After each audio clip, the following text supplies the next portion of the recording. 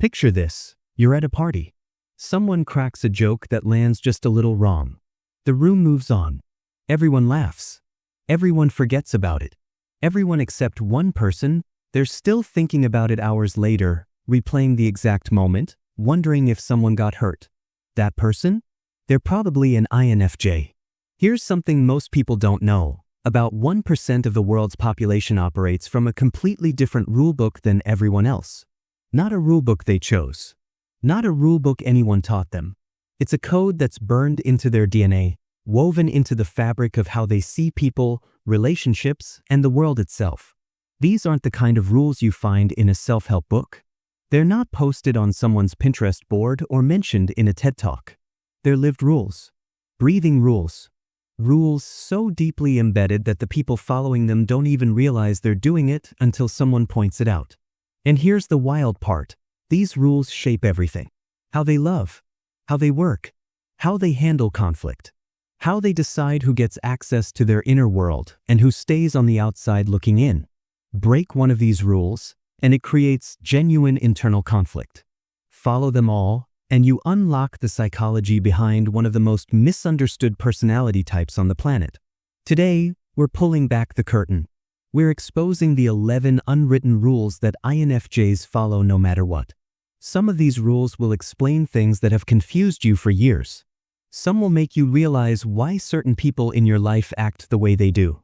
And if you're an INFJ yourself, some of these might just feel like someone finally put words to what you've been living. Rule number 1. Protecting people's feelings comes before everything. INFJs don't just care about hurting people's feelings, they lose sleep over it. When an INFJ realizes they might have said something that landed wrong with someone, they'll replay that conversation over and over in their mind, analyzing every word, every tone, every facial expression. It's not that they're being dramatic. They genuinely feel the emotional weight of their words in a way that most people simply don't experience. This rule shows up everywhere in their life. At work, an INFJ might stay silent during a meeting even when they disagree with something, simply because speaking up might make a coworker feel bad or defensive. They'll swallow their own opinion to avoid creating tension. At home, they'll let small annoyances slide rather than start a conversation that might hurt their partner's feelings. In friendships, they'll listen to the same story for the 100th time without showing even a hint of frustration. What's interesting is that this isn't about being fake or dishonest. INFJs aren't lying when they hold back. They're making a conscious choice that preserving the emotional safety of the people around them matters more than being completely authentic in that moment. They've internalized this rule so deeply that it becomes automatic. They don't have to think about it anymore. It's just how they operate. The challenge here is that other people don't always understand this. Someone might feel confused when an INFJ acts differently around them than with others. They might feel like they're being shut out or that the INFJ doesn't trust them. But really, the INFJ is just protecting them in the only way they know how. Rule number 2, never share everything about yourself. This one surprises a lot of people because INFJs often seem like they understand everyone so deeply. But here's the truth. While they're reading you like a book, they're keeping their own book locked up tight. INFJs follow this rule religiously. They share carefully. They reveal slowly. And they almost never dump their full emotional weight onto other people. This comes from a couple of different places. First, INFJs are intensely private. Their inner world is rich and complex, full of thoughts and feelings and insights that they process constantly. But they don't automatically share that with everyone. They're selective. They might spend months or even years with someone before revealing certain parts of themselves. Second, INFJs worry about being a burden. If they share too much, they might overwhelm someone. They might make that person feel uncomfortable. They might damage the relationship. So they hold back. They keep their struggles more private. They process a lot internally before ever letting anyone see what's really going on. Even with their closest people, INFJs rarely share everything. They keep some parts of themselves protected. This isn't because they don't trust those people. It's because INFJs have learned that opening up completely can come with real costs. Maybe they've been hurt before when they were too vulnerable. Maybe they've seen how their problems affected others and felt guilty. Whatever the reason, They follow this rule carefully. The result is that many INFJs end up feeling quite lonely even when surrounded by people who care about them. People might never fully understand the depth of what's happening inside an INFJ's mind, simply because the INFJ won't fully let them in. Rule number 3. Your word is sacred. When an INFJ makes a promise, it becomes part of their identity. If they say they'll do something, they'll move mountains to make it happen. This rule isn't negotiable. An INFJ would rather exhaust themselves completely than break a commitment they've made. This shows up in practical ways. If an INFJ tells you they'll call you on Tuesday, they'll call you on Tuesday. If they promise to help you move, they'll show up with coffee and energy, even if they're running on 3 hours of sleep. If they commit to a project at work, you can count on them following through, even if unexpected complications pop up. But it goes deeper than just showing up. INFJs feel a profound sense of responsibility to their word. Breaking a promise feels like a moral failure to them. It's not just about letting someone down, it's about violating a core principle of how they see themselves. An INFJ who breaks a commitment will carry guilt about it for a long time. This rule means that INFJs are extremely careful about what they commit to in the first place. They won't say yes lightly. They'll think through whether they can actually follow through before making a promise. This sometimes makes them seem reluctant or overly cautious, but they're actually being responsible. They know their limits, and they won't cross a line they can't come back from. The flip side is that INFJs expect the same level of commitment from others. When someone breaks a promise to an INFJ, it hurts deeply. It's not just about the broken commitment, it feels personal. It feels like a betrayal of an important principle. An INFJ might have a harder time trusting that person moving forward. Rule number 4. Keep intense emotions locked away in public. INFJs experience emotions intensely. They feel things deeply. But here's the rule they follow: nobody needs to see all of that. In public or in professional settings, INFJs maintain a calm, composed exterior. They might be churning inside, but they show a steady face to the world. This is partly about protecting themselves. They know that showing too much emotion can make people uncomfortable. It can seem unprofessional. It can lead to misunderstandings about what they're going through. So they regulate their emotional display carefully. It's also about control. INFJs like to feel in control of their emotions and how they present themselves. They don't like feeling vulnerable in front of others, especially in situations where that vulnerability might be weaponized or misunderstood later. The challenge with following this rule is that people often can't tell when an INFJ is struggling. They seem fine on the outside, so others assume they're fine on the inside. Nobody realizes how much they're dealing with privately. The INFJ might be managing anxiety, processing grief, or working through a major life crisis, but their exterior gives nothing away. This can lead to isolation. The INFJ keeps their struggles private, and then people don't know how to help them. Even people who care deeply might not realize there's something wrong until it's quite serious. Rule number 5. Always see multiple perspectives before judging. INFJs have this incredible ability to put themselves in other people's shoes. It's not just empathy, it's more than that. They can actually imagine how the world looks from someone else's point of view. And they follow a strict rule about this. They won't judge someone or a situation until they've genuinely tried to understand it from multiple angles. This means that INFJs are often more forgiving than other people. When someone hurts them, their first instinct isn't anger. It's curiosity about why that person acted that way. What was happening in their life? What pressures were they under? What fears might have driven them to do that thing?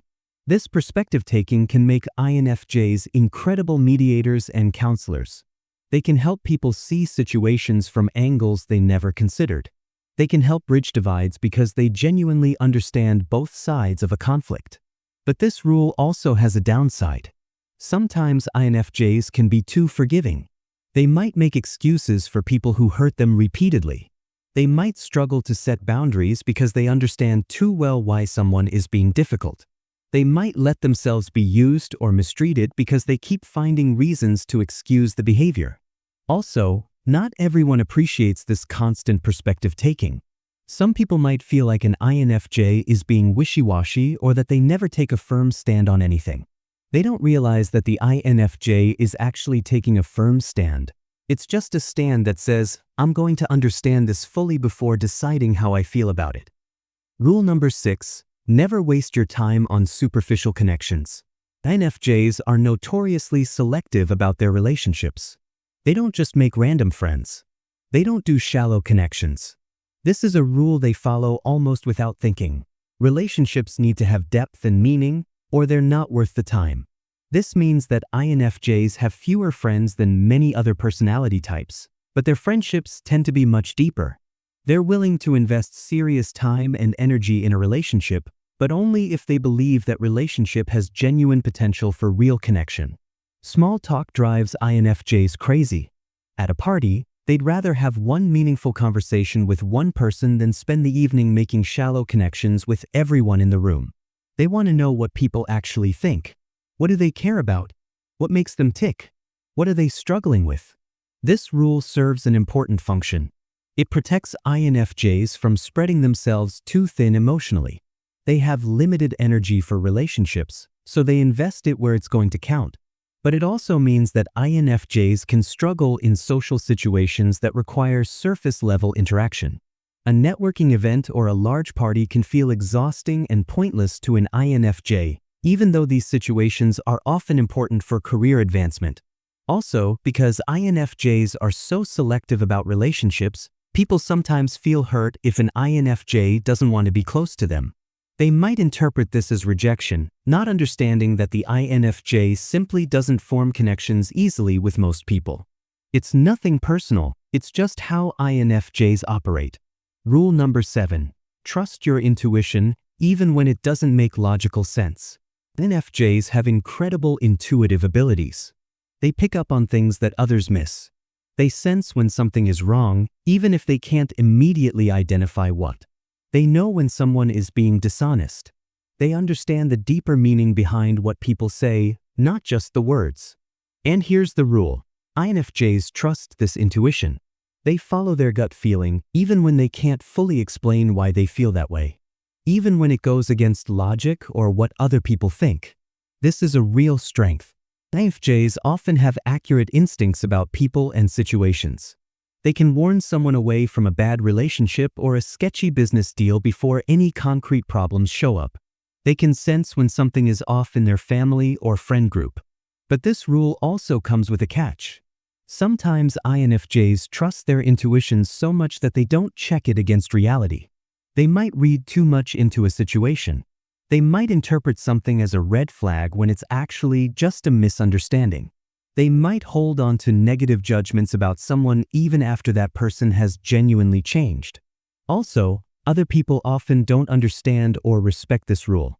They want logical explanations. They want concrete evidence. When an INFJ says, "I just have a bad feeling about this," others might dismiss it as irrational.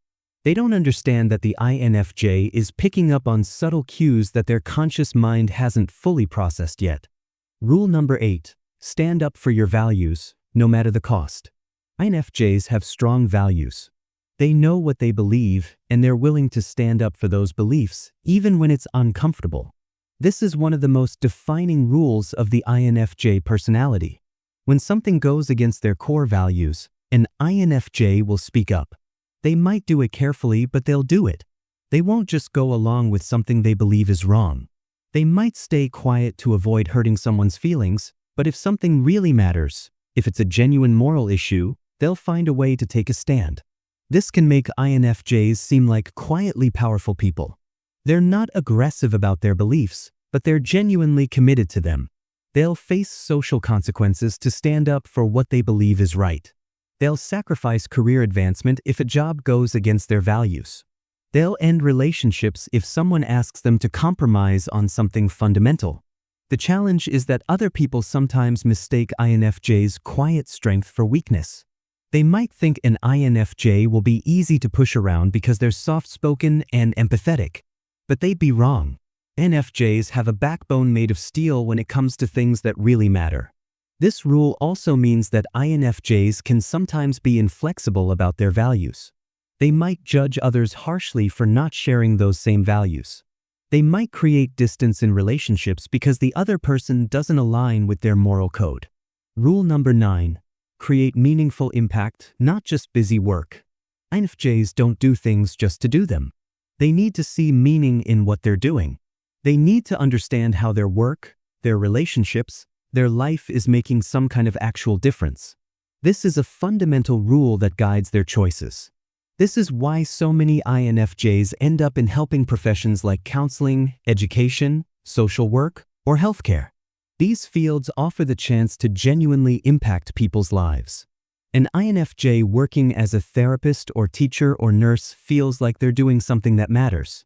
But this rule goes beyond career choices. It influences how INFJs approach everything. They want their friendships to mean something. They want their family relationships to be real and connected. They want their personal projects to contribute something of value, even if that value is just to themselves. The downside is that INFJs can struggle with tasks that feel meaningless. Boring administrative work, pointless meetings, projects that serve no real purpose. These things drain INFJ energy quickly. An INFJ might procrastinate endlessly on a task that doesn't feel meaningful, even though they'll work tirelessly on something that does. This rule also means that INFJs can be dissatisfied in jobs that pay well but don't feel meaningful. They might leave a lucrative career path to do something that feels more purposeful, even if it pays less. Other people might not understand this choice, but to an INFJ, it makes perfect sense. Rule number 10. Protect your inner peace fiercely. INFJs are introverts, and they need quiet time to recharge.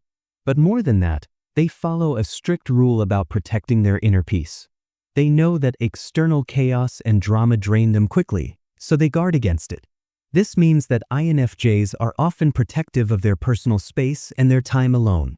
They need periods of solitude to process, to think, to just be. If they don't get this time, they become irritable, overwhelmed, and exhausted. It also means that INFJs are selective about what information they let into their space. They might avoid certain news sources because the constant negativity drains them. They might limit time with people who are particularly demanding or dramatic. They might create boundaries around how much they'll engage with other people's problems, even though they genuinely care. This rule isn't selfish. It's actually essential for INFJs' well-being. They understand that they can't help others effectively if they're completely depleted. So they protect their own peace as a way of ensuring they have something to give. The challenge is that people sometimes interpret this as coldness or rejection. They might not understand why an INFJ won't come to an event, or why they need days alone, or why they're backing away from a friendship that feels too demanding. They might think the INFJ is being distant or doesn't care. But really, the INFJ is just maintaining the boundaries they need to stay healthy. Rule number 11. Process everything internally before acting. INFJs rarely make snap decisions. They process. They think. They analyze situations from every angle before they take action. This is such a core part of how they operate that it's almost like a rule written into their DNA. When something happens to an INFJ, they need time alone to process it. They need to think through what it means, how it affects them, what they should do about it. They might not share what's happening with anyone for a while because they're still working through it in their mind. This can make INFJs seem slow to respond. Someone might tell them something important, and the INFJ will say they need to think about it. Days might pass before the INFJ responds with their thoughts. But when they finally do respond, they've usually worked through it thoroughly. They've considered different angles. They've thought about implications. Their response is usually thoughtful and well-considered. The upside of this rule is that INFJs don't tend to make major mistakes driven by emotional reactions. They think things through. They consider consequences. The downside is that people sometimes interpret this need for processing as disinterest or avoidance. They might feel like the INFJ doesn't care if they're not responding immediately with emotion and engagement. This rule also means that INFJs can have a delayed emotional response to things. Something might happen, they might seem fine, and then days or weeks later something will trigger them and they'll finally process the full emotional weight of what happened. This can confuse people who don't understand that INFJs need time to process on their own timeline. Conclusion: understanding the INFJ code. The rules that INFJs follow aren't written down anywhere. Nobody explicitly teaches them these guidelines. Instead, INFJs develop these rules through lived experience, through their personality structure, through the way they naturally interact with the world. What's important to understand is that these rules make sense to INFJs. Following them feels right. Violating them creates deep discomfort and internal conflict. An INFJ doesn't follow these rules because they feel obligated to, they follow them because it's who they are. If you're an INFJ, recognizing these rules can help you understand yourself better. You might realize why certain situations are so draining, or why you struggle with things that other people find easy. Understanding your own code can help you live more authentically while also making adjustments where you need to. If you're not an INFJ but you have one in your life, understanding these rules can transform how you relate to them. You'll stop taking things personally when an INFJ needs space. You'll understand why they're so careful about commitments. You'll appreciate their quiet strength and their genuine care for the people around them. The bottom line is this: INFJs aren't trying to be mysterious or difficult. They're following an internal code that makes sense to them, even if it sometimes puzzles the people around them. And when you understand that code, you understand the INFJ.